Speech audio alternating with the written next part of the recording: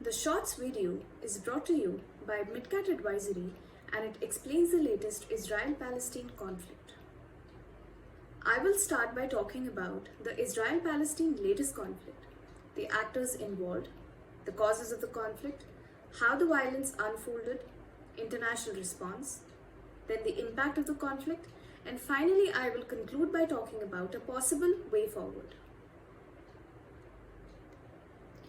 The age-old conflict between Israel and Palestine resurfaced yet again between Israel and Hamas in the Gaza Strip, with rockets flying over the region and the destruction of life and property. As per reports, 254 Palestinians, including 66 children and 13 Israelis, were killed.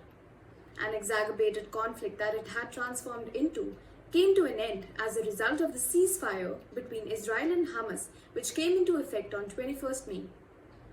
It is, however, crucial to understand the conflict situation, what it means, how it escalated, and what is coming next. It can arguably be noted that in the conflict between Israel and Hamas, political interests could have been at play, as Hamas thought that it had the upper hand in the Palestine Legislative Assembly elections, which were due on 22nd May, and the abrupt cancellations, therefore, was a sabotage against its political interests.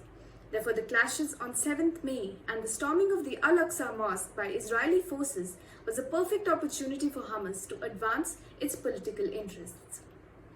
Also, there is the larger issue of Abraham Accords, which brought Israel and Arab world closer and could serve no good to the Palestinian cause. On the Israeli front, there was an important political interplay. That is, the national elections, which could be tilted in favor of Prime Minister Benjamin Netanyahu, who had otherwise failed to secure a majority in the previous elections. Next, to highlight upon the cause of the current crisis, a number of factors have been attributed to triggering the conflict. There is the issue of Israeli police barricading the Damascus Gate in the old city of Jerusalem on 13th April, preventing Palestinian Arabs from offering prayers at the Al-Aqsa Mosque on the first day of the holy month of Ramadan. Again, on 7th May, the last Friday of Ramadan, Israeli police and the Palestinians clashed after the evening prayers at Al-Aqsa Mosque, with the Israeli police entering the mosque and hundreds of Palestinians getting hurt. Another issue that triggered the conflict was the protest in Jerusalem over property dispute and possible eviction of Palestinian residents from their homes in Sheikh Jarrah. Next, to talk about the spiral of violence. The spark for the violent overtone of the conflict was when the Israeli police entered the Al-Aqsa Mosque on 7th May, which was the last Friday of Ramadan. Hundreds of Palestinians were injured after Israeli police dispersed worshippers at Al-Aqsa Mosque and elsewhere in Jerusalem. Hamas fired rockets into Israel from Gaza on the night of 10th May. In response, Israel's multiple air raids were ordered, roads near Gaza closed, and flights into Israel diverted away from Gaza. Subsequently, there was an escalation of violence and tensions concentrated in Jerusalem and the Gaza Strip. Many residential towers and buildings in Gaza, like Hanadi Tower, the building in Gaza City, housing news agencies like the Associated Press, also collapsed. As Israel and Hamas continued to trade fire, demonstrations across West Bank and Jordan also turned violent on the 17th of May. The Israeli military claimed that more than 4,300 rockets were fired towards its territory by militants. Finally, after 11 days of violent conflict between Israel and Hamas, and with diplomatic pressure building upon Israel, the Egypt-mediated ceasefire was agreed upon and took effect on early 21st morning, and both sides claimed victory in the conflict.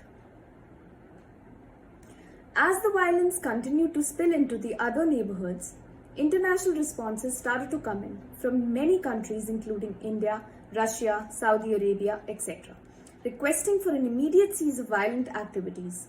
However, the US continued to support all actions of Israel, noting that they have the right to defend itself, and blocked key UN declarations 3 times on an immediate ceasefire.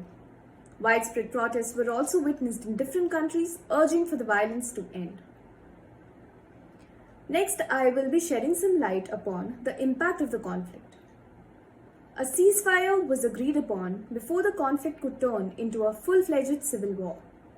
Infrastructure, especially critical infrastructure, has been damaged and more than 52,000 Palestinians have been displaced and nearly 450 buildings in Gaza Strip has been destroyed. The businesses that had come to a standstill in Israel and Palestine have now reopened and reconstruction has begun in Gaza Strip.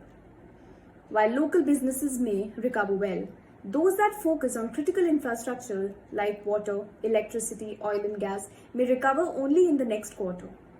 International flights that had previously stopped operation to Israel have resumed after the ceasefire between Israel and Hamas was announced. Finally, the forecast for the latest conflict could be as follows. The ceasefire has been upheld, but any untoward incident by Hamas will give enough reasons to Israel to take actions. The bombardment by Hamas has forced Israel to upgrade its Iron Dome technology, thus defying the global demand for world peace. The use of artificial intelligence and supercomputing by the Israeli Defense Forces during the conflict has set the ground for using artificial intelligence in global warfares. It is likely that Sheikh Jarrah occupation by the Israeli people will continue despite the ceasefire. Enhanced US-Palestine relations could be anticipated from USA's move to reopen its consulate in Jerusalem and providing $2 to $35 million aid to rebuild Gaza. So far, the ceasefire has been upheld and both sides have claimed victory, but this peace will continue to elude unless a two-state solution is implemented, which is still the best possible option available for resolving the Israel-Palestine conflict. Thank you.